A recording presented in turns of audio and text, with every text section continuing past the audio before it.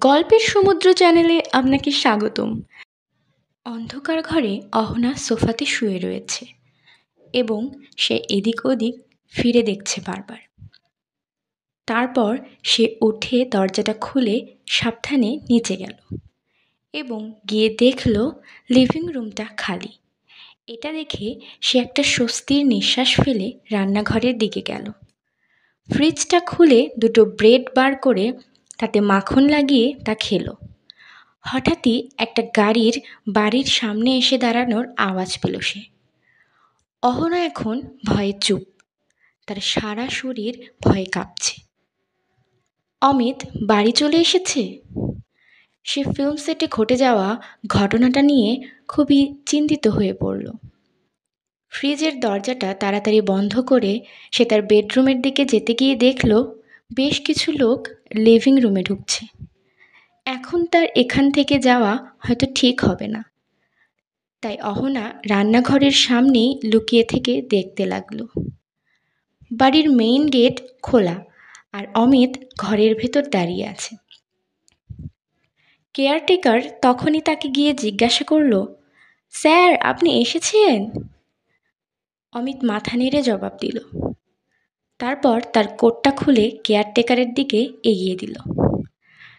এরপর একটু মাথাটা উঁচু করে, আজ ম্যাডাম। তার কথাটা কেটেই একটা হালকা মেজাজে অমিত বলল, ওকে ম্যাডাম ডাকার দরকার নেই। এই ছোট্ট কথাটা যেন পুরো ঘরটাকে আরও বেশি নিস্তব্ধ করে দিল। অহনা বলল, আমাকে ম্যাডাম বলবে না? এই কথাটা অহনাকে বাধ্য করলো রান্নাঘর থেকে বেরিয়ে আসতে। বেরিয়ে এসে সে কেয়ারটেকারকে আবার বলল, তুমি আমাকে অহনা বলতে পারো। হঠাৎই পুরো ঘরের আবহাওয়াটা চেঞ্জ হয়ে গেল। কেয়ারটেকার বলে উঠল, মিস অহনা রাতে কিছু খাননি। এই কথাটা তাকে বলতেই হতো, কারণ অমিত তার হাতে ব্রেডের টুকরোটা দেখে ফেলে। অমিত প্রথমে ভেবেছিল আজকের ঘটনা তাকে শেষ করে দেবে মনের ভেতর থেকে, কিন্তু অহনাকে অতটাও ডাউন লাগছে না। অমিতের মুখ চোখের ভাষা আস্তে আস্তে পাল্টাতে শুরু করলো। মাথায় এসব ভাবনা ঘুরপাক খাচ্ছে। সেটা মেনে নিতে পারছে না। কিছু বলার আগেই অমিত লক্ষ্য করলো একটা জিনিস। আচমকা অমিত অহনার থুতনিটা ধরে বলল, কে তোমার গালে চড় মেরেছে? কে মেরেছে? কে মেরেছে? যার সাথে তোমার অ্যাফেয়ার চলছে সে ছাড়া আর কে হবে? কিন্তু কিছুই বদলাবে না তাকে এসব বললে, বরং সে অহনার হয়ে বদলা নেবে।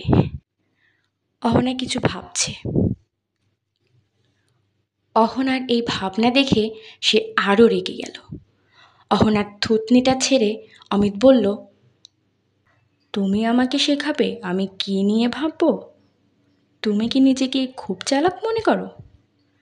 তুমি কি চাও আমি তোমার হয়ে রিভেঞ্জ নিই? অহনার কিছুই বলার নেই এখন।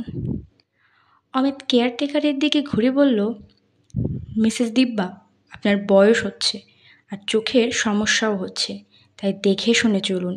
সবার কথা বিশ্বাস করে বোকা হবেন না। অমিত কি আমার কথা বলছে? আমি বোকা বানাচ্ছি? অহনা এগিয়ে গিয়ে বলল, মিস্টার অমিত, আপনাকে আমার হেল্প করতে হবে না।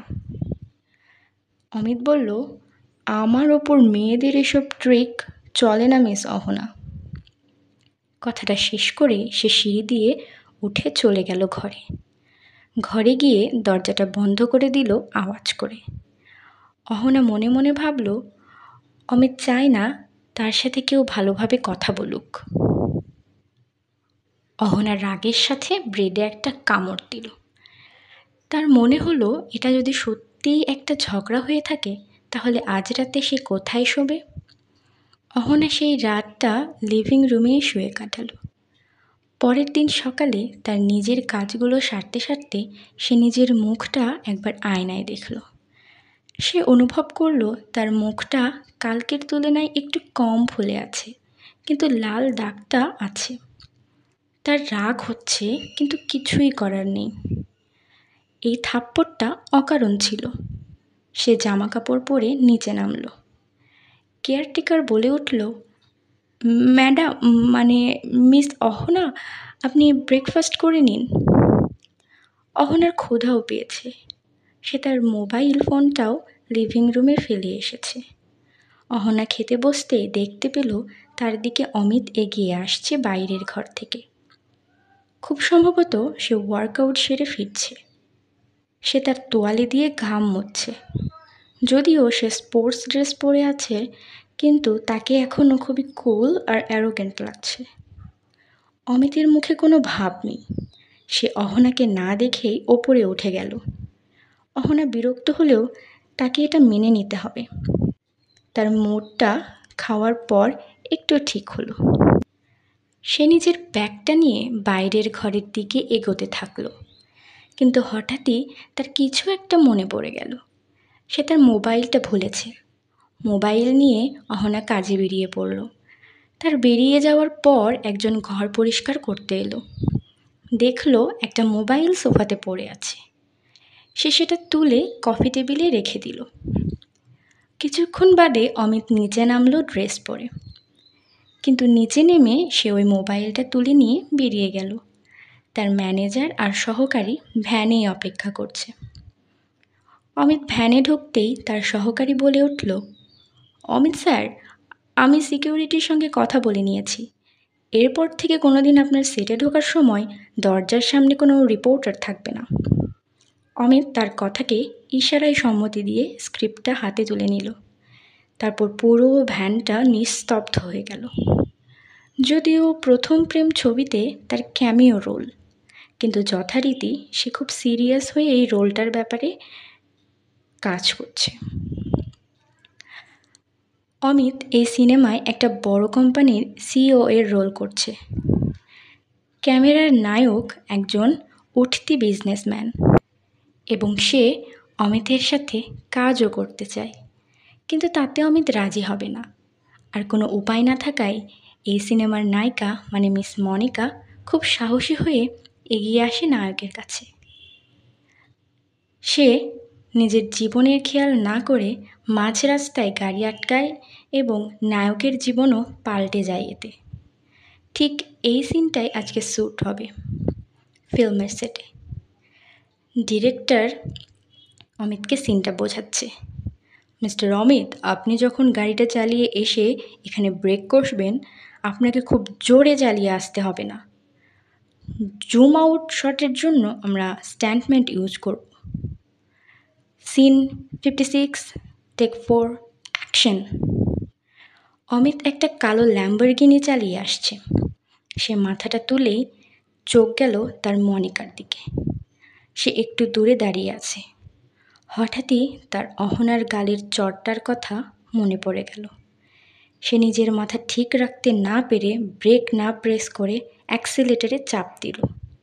গাড়িটা খুব দ্রুত মনিকার দিকে এগোতে শুরু করলো। পুরো ফিল্মের সেটে একটা ক্যাওস তৈরি হয়ে গেছে। ব্রেক দিন, গাড়িটা দাঁড় করান, ওখান থেকে সরে যান, লাফ দিন। খুব জোরে আওয়াজ করে গাড়িটা দাঁড় করালো অমিত। সবাই চুপ করে দেখছে। গাড়িটা দাঁড়িয়ে গেছে ঠিক 1 হাত দূরে মনিকার থেকে। পুরো সেটটা চুপ হয়ে গেছে। কিছু সেকেন্ড পর মনিকা পায়ের ভর হারিয়ে মাটিতে বসে পড়ল। ভয়ে তার সারা শরীর কাঁপছে। তাকে অসহায় মনে হচ্ছে। অমিত গাড়ি থেকে নামল। তার হাব ভাব এখন অন্যরকম। সে বলল, সরি, ব্রেক অ্যাক্সিলেটর গুলিয়ে ফেলেছিলাম। আজকের গল্প এখানেই শেষ। পরের পর্বে আবার দেখা হবে একটি নতুন গল্প, নতুন অনুভূতি নিয়ে।